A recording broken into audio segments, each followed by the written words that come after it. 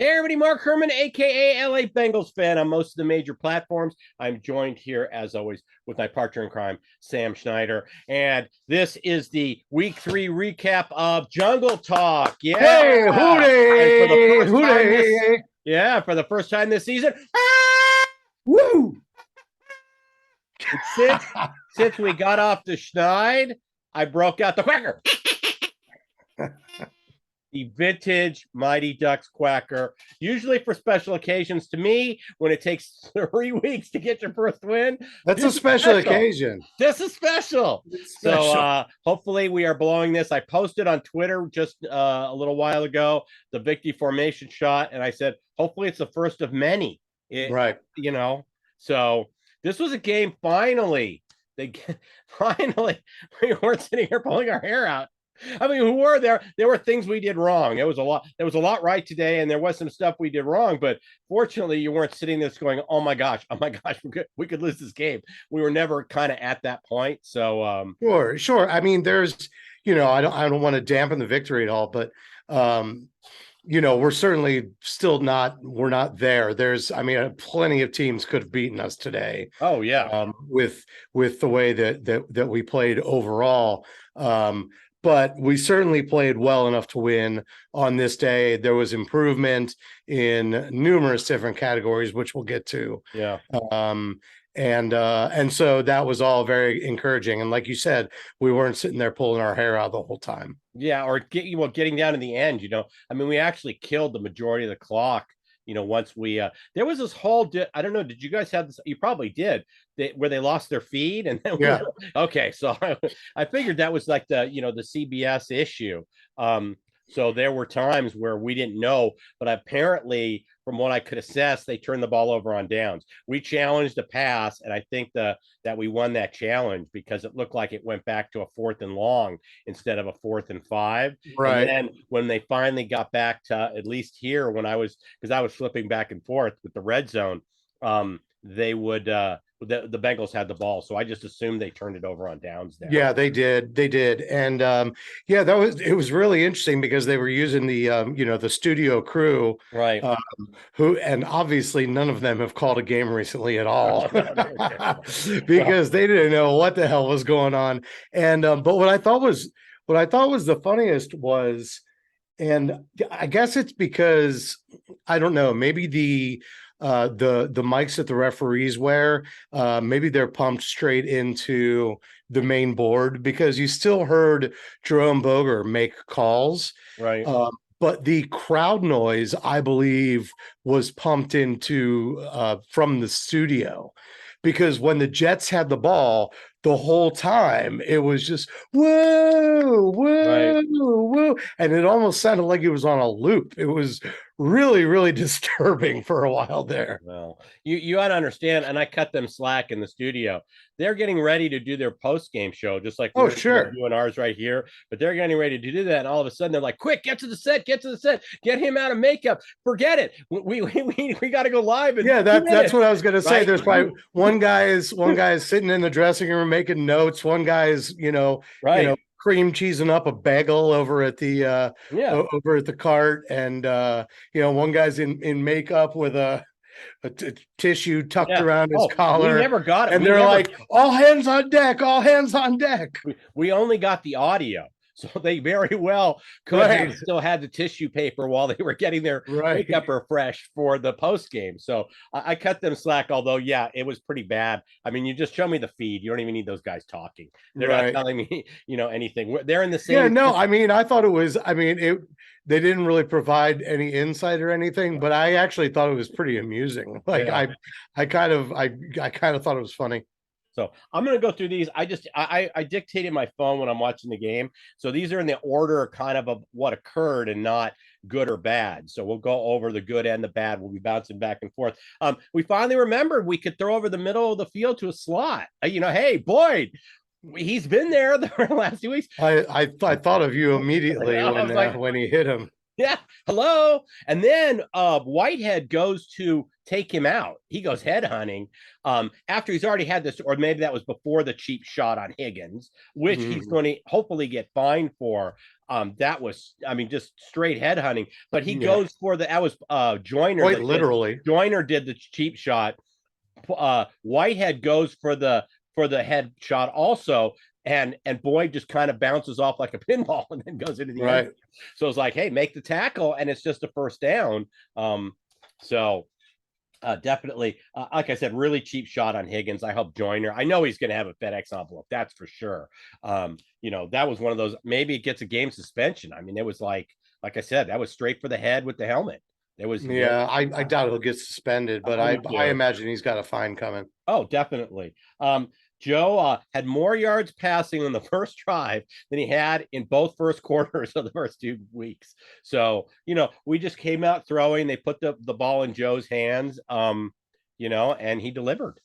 Well, yeah, I think we had only scored one first half touchdown in our over our first 2 games. Neither. We had no first half touchdowns in the first 2 weeks.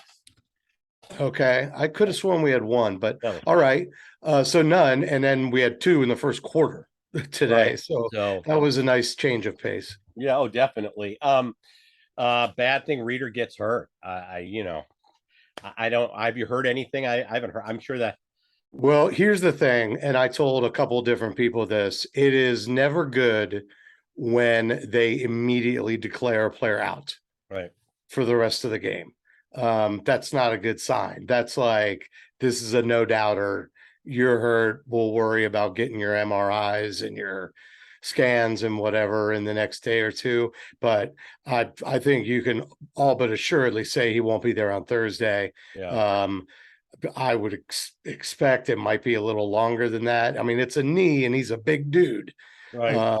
So I don't know. That's not good. That's not good. I would say, I would almost guarantee you we don't see Reader on Thursday because we get the extended bye. So right. With the long week. So I don't see them rushing unless it comes out, whereas MRI is, there's absolutely nothing. It's just a strain. We'll put a brace on it, that kind of thing. But I would think that there's no way we see him, which is going to be a challenge Thursday. We'll get into that on our preview on Tuesday, but that's going to be a challenge with the Dolphins being 3-0. So right. Taylor's play calling. I got issues. I got issues at several points of the game. Let's start right before the end of the first half. They have 3 timeouts. We're deep in our territory. Where I get trying to get into McPherson range, but we also have to make sure they don't get all those timeouts. And we didn't make them. They didn't use it on the first mix and run, which they stuffed.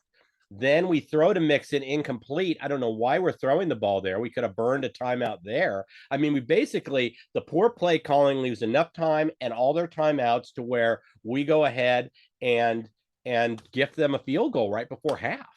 Right. I mean, to me, that's all on Taylor with the play calling. I didn't like it at all. Yeah, I read an interesting article that my buddy passed along to me. And if anybody wants to see it, it's on my Twitter feed. About the difference between the offense this year and the offense last year. And it's a long article, but it's very technical. It's very informative.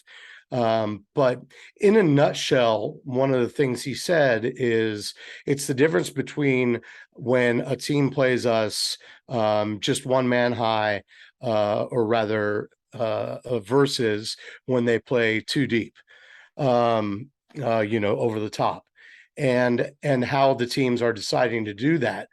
And this actually makes me want to really, really lump Brian Callahan in with Taylor now, because Callahan's the one that designed the schemes. Right. You know what I mean? And as of right now, I think Joe Burrow passes from under center about 10% of the time. 10%. Right. So it's a 90% chance it's a run. So the teams are just stacking the box and playing one high as soon as they see him under center. As soon as they see him drop back into shotgun, well, they might still have everybody up in the box, but the other safety then backs up and plays over the top so they can take away the long ball. This is an NFL team. These are NFL teams. You think they're not going to know that? Right. That if Joe Burrow is under the guy's butt, that they're going to hand it off to Joe Mixon? Joe Mixon had 2 yards of carry today. He Yeah. had 12 rushes for 24 yards. And that leads you, and it's still, we're staying on the Taylor play calling. Why do we keep trying to run it up the middle? Yeah. I mean, how many times are we going to run? I mean, Mixon's getting contact 2 yards before he even gets to the line of scrimmage. Right.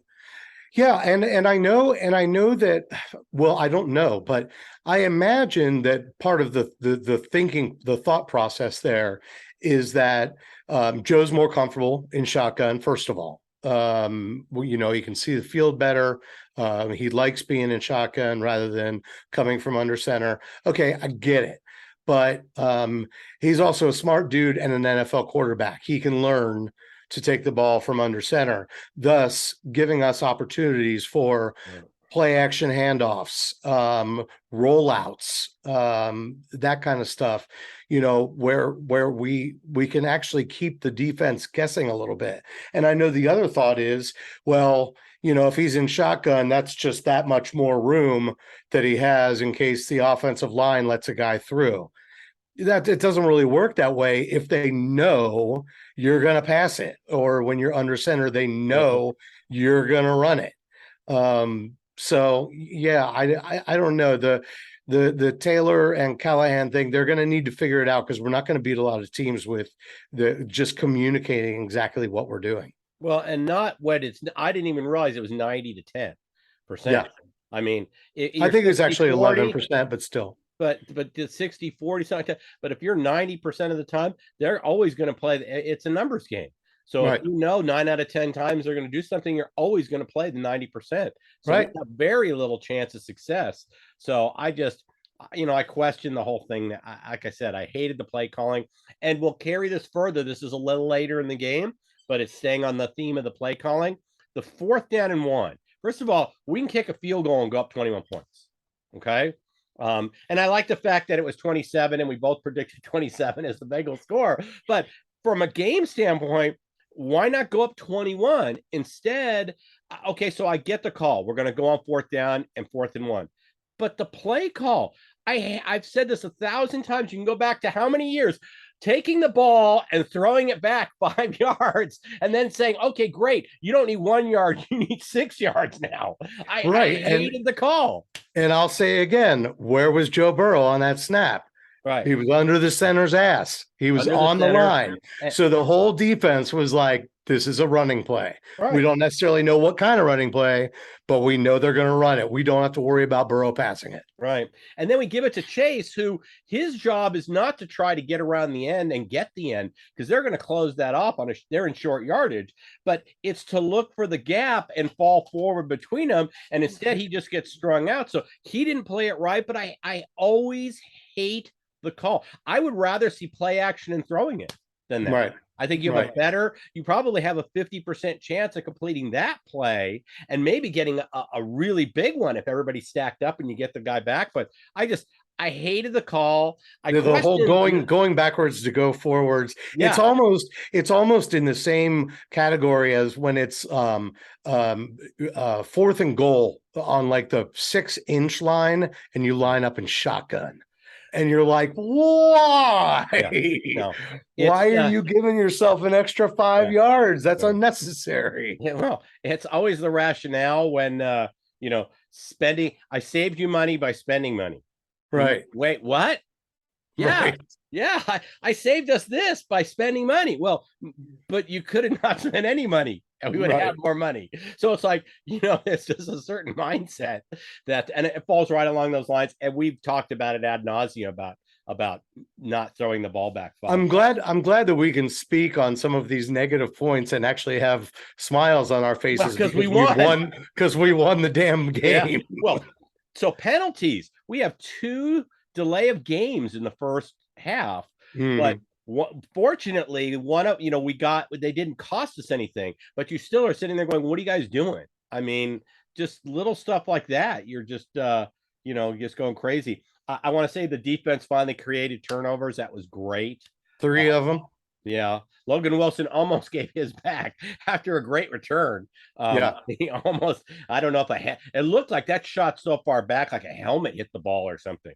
It Yeah, no, it was punched. It was Yeah, punched. okay. It just because that thing just shot back 10 yards from where Yeah, it did. he was inside the 20 and they got it at the 25. But I was really happy to see the defense because we do need them to create some situations. They also got off the field, I think, 2 or 3 times on downs, Yeah, which is just like a turnover. That's I know it doesn't go in the books as a turnover, but that's the same thing as a turnover. You're getting the sure. ball That's why back for your offense I, at the line of scrimmage. what do they call it? They call it a turnover on downs. Yeah. So the O line did better today, especially Kappa did better today on blocking, pass blocking, but there's this amazing amount of penetration on the run plays. Like I said, Mixon was getting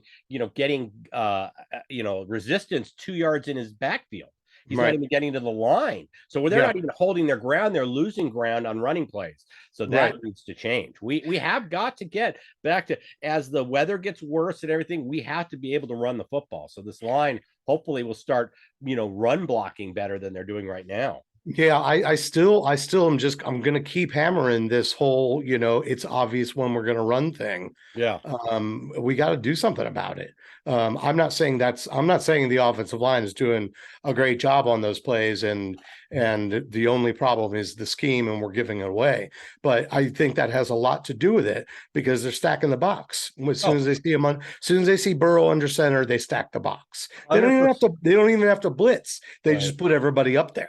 100%. Well, when you have a line that hasn't come together, it hasn't been blocking well, and then you throw another disadvantage on them where the defense knows that there's a 90% chance we're going to run, that you're not going to be successful. So that needs to be corrected. If I'm not mistaken, I believe we only gave up 2 sacks today, which is a plus.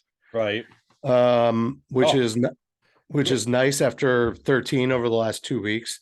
everybody, everybody was projecting that out to the season, and I'm like, guys, we're not going to give up 13 every 2 game period. It's not gonna, he's on pace to have 110. Yeah, you know what? In the first quarter, after Burrow's first quarter, he was on pace for like 600 yards. Did he get 600 yards today? Right. No. Right. Okay, it's the same thing with the sacks. Everybody's like, he's on pace for 110 sacks. He's not going to get sacked 110 times. Right. But I do agree with you. We need more ones and twos, and hey, you know what? Even a 0 would be nice, right? Right. So, yeah, definitely. Pratt was out, so Davis Gathers and Marcus Bailey got some playing time today. Yeah. Gaither actually had I believe he, if I'm not mistaken, led the team in tackles. Let me see here real quick. Yeah, I don't have the stats in front of me, but yeah, I do. He almost had a pick. There was a tip ball that he was just out of his outstretched hands when he was.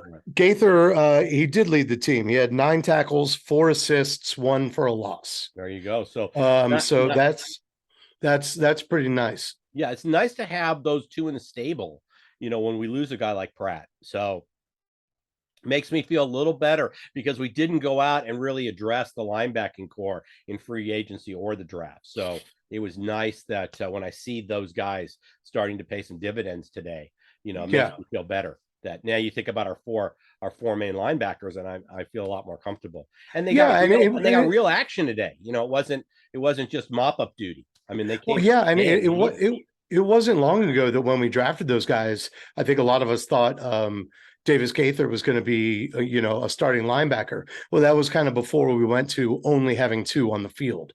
And Pratt had proven himself. Logan Wilson was obviously the best of the bunch. So those 2 get the starting nod. Gaither rotates in occasionally. Bailey does if there's an injury. But I mean, Gaither, when we drafted him, we thought he was good enough to start games. Started today, and look what he did. Yeah.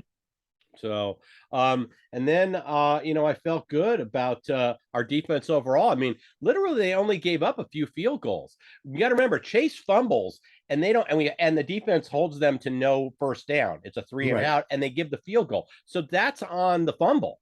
Right. They get, the defense, you can't expect them to force another turnover every time. They held their ground and mitigated it to 3. So it was only 7-6. So really the Bengals only gave up, like I said, the 3 field goals. And one of them the one right before the end of the half shouldn't have happened either. That's Zach Taylor's, not calling plays right and managing the last minute that really sets the table for that one. So if you think about it, it should have only been two, but Right. two or three. I'm comfortable. We go into any game where we keep a home team out of their own end zone, right, and hold them to 2 or 3 field goals on our defense. I'll take that every week. Me too. 100%. And I thought the secondary overall played well. You're not going to stop everybody all the time. But Eli Apple made a couple of really good plays. Awuzie was all over the place today. He was just everywhere, played really well. And I noticed the secondary, I told you in the preview what I wanted to see was energy. And I saw that out of most of the team today. I saw Burrow get fired up a couple times. That secondary got fired up a lot. Every time one of them made a play, they all came together, got fired up, slapping each other in the helmet and stuff like that. Bell and Bates both put some big hits on guys. Awuzie and Apple did their jobs. Trey Hendrickson had a day. I had 2 points to make. We're making one now, which was the secondary, and I said the defensive line. You had said in the preview that you really felt like we were gonna make life miserable for Flacco, and this even when Reeder was out, we still dialed up pressure. I thought Anarumo called a very good game, and I thought the defensive line and the defense as a whole. We just talked about the linebackers and the secondary all stepped up. Yeah, I agree, and that's including the fact that I, off the top of my head, I don't really recall any particular blitzing. You know what I mean? There was maybe once or twice when somebody came off the corner, like we moved somebody up. We had Bates and Bell, I think, blitzed each a couple times. Okay. So up a little bit. You could see him line up and come in, and Joe Flacco those were balls that Flacco just either chucked out of bounds or chucked over their head or just, or was going down and it was off. The timing was off. Yeah, he couldn't wait for Moore or Wilson to make their cuts because he had to get rid of the ball. So so I guess my point was I think it's even more impressive that I'm not even thinking of specific blitzes or anything that did a whole lot of damage. A lot of the damage we did getting into the backfield was just our front seven getting back there. You know what I mean? Especially our front four breaking through the line and keeping pressure on him. Yeah, and Carter and Asai played very well coming in. Carter, showed some because we're, like I said, these guys are going to be getting all the first rep snaps this week because even if Reeder's available, it's not they're gonna limit his time. But I really think Reeder doesn't play Thursday, so Carter becomes a bigger factor. I've got one other one that will kind of go unnoticed, and I need to watch the game again to see exactly how many times I really noticed it. But as the game went along, I started to note that as far as I can tell, a CSC, the tight end, is twice the blocker that Sample or Hurst or probably any other tight end we've had in the last couple of years is. He came in, made an immediate difference being back on that line next to the offensive lineman. And what a blessing to have him for his first game today. Yeah. Well, we already said, we thought that maybe Sample, this might be it. The Sample experiment might be over and keep having games like that. You'll win the job. You'll win the job. The last thing I have, and we already touched on it, was good Apple. I think that Awuzie and Apple really took it to heart how battered they got in Dallas last week. Yeah. And especially Apple, who was back to playing, penalties and not making football plays. Today, there was the one play where he stepped in and tried to make the pick. That's what I want to see. Go out there and try to make a football play. Don't just follow the guy around and be there to tackle him when he catches the ball. Prevent the catch. So, so that was, that was it. So overall, like I said, just happy we're doing a victory video, Yeah, absolutely. 100%. This was supposed to be out 2 or 3 times already. Right. Today wasn't supposed to be its debut in week 3. Okay. Well, for sure. You can say that it's a hell of a lot more fun watching them win, isn't it? Oh gosh. Especially when it's not even a close game. Yeah, and you're kind of like, You're just kind of like, all right, this is good. Anything else right now is icing. Well, we had 5 straight games that were decided by 3 points. So we Right. haven't really had, and that's obviously going back to the Super Bowl and the postseason, but Right. and the first 2 weeks of this year. But I was like, I needed a game where I didn't go, gee, how much grayer, how much did I lose more hair today? I mean, I needed a week like this. So, well, we're on the short week. Before I forget, if you don't subscribe, please subscribe. It's all we ask. Um, and hit that bell, get the updates, and also please hit the thumbs up because that helps us in the analytics. Yeah, and leave some comments below. Let us know what you liked, what you didn't like about the game. Does this make you feel a little better going forward? Does it make you feel like we're starting to turn the corner? Let's get some comments going. We want to hear from you. We read them all. We try to respond if we can. Sometimes we can't get to everybody, but we do read all the comments. So please go ahead and leave something down below for us to see. Yeah, I even responded to a couple last night at like 2 a.m. And one of them got a thumbs up, so the person saw it. But we do read them. We do go in there. We try to interact. We're not, we're trying to be part of everything. So we're going to be doing our preview on Tuesday because we have the Thursday night game against the Dolphins, who beat Buffalo today. And they're 3-0. So let's go stick the Dolphins. The whole AFC got a little tighter today. The Chiefs lost, the Bills lost, right? So the Ravens got their loss last week. They're 2-1. We're 1-2. We're, when you look at the leaders in the division, I mean, the Dolphins are 3-0 right now. So why don't we bring them back to a 3-1? We could be 2-2. So it's a big game Thursday night. It is. And I'd always rather catch a team off a win, just like we caught the Jets today off their miracle win last week. We'll be catching, Miami on a 3-game win streak. So let's see if we can't cool them down.